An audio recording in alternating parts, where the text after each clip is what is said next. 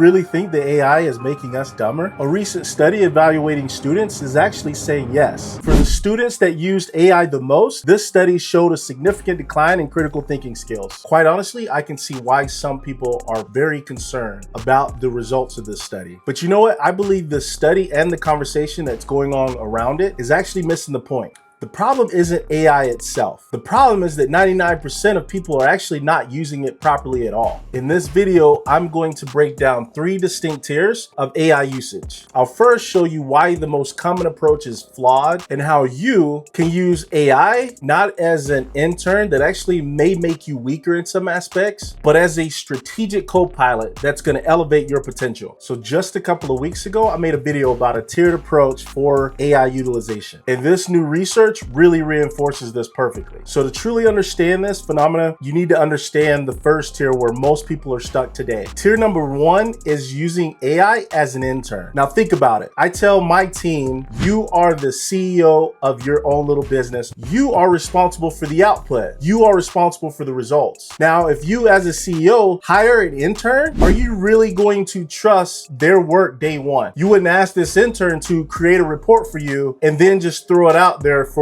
a board to review without actually reviewing it yourself. Of course not. This approach makes absolutely no sense. And this is what a lot of people are doing with AI. They type in a question, they get an answer, copy and paste, and use that as their own work. Now, even with your most trusted intern, you're still going to review their work when there's high stakes involved. Because in reality, AI is not perfect. AI is maybe going to get you 60 or 70% of the way there. Sometimes you can even get more than that because of the way that you've constructed your prompt, but it's rarely ever 100% complete exactly what you need. So using AI as this magic box does reduce or diminish your critical thinking skills. It doesn't use your critical thinking skills at all because you've completely decided to outsource the process of critical thinking. So the next level is where real, true strategic leaders need to be. Tier 2 is about using AI as a co-pilot. And this is where it's game changing. This is where AI can be very game changing for you. This approach right here makes people like myself better. I feel I have a very decent level of intellect, but I have a significant number of deficiencies that I'm very self-aware of. And I do understand while the skills that I have, I take pride in, they're not universal. So instead of me having to go back to school and really try and reinvent myself completely, I now have a new partner in AI. So AI actually can help me fill those gaps by being my thought partner in those areas where I'm deficient. So here's an example. I can use AI to analyze data sets in a way that's very unnatural for me. I can brainstorm different marketing angles that I would have never thought of on my own. My background's in physics and engineering. I'm not a marketer.